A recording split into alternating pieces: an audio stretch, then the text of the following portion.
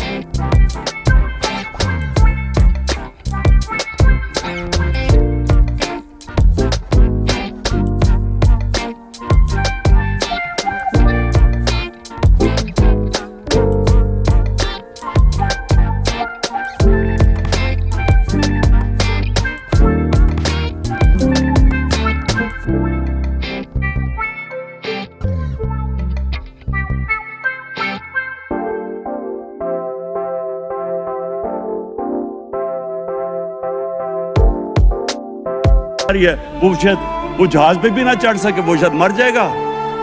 शीरीन के आंसू आ गए कैबिनेट में, और शीरीन के आंसू आने आसान काम नहीं है स्पीकर साहब। वहां जैसे वो जहाज पे चढ़ा, जैसे वहां गया, वो एकदम भी तब्दील।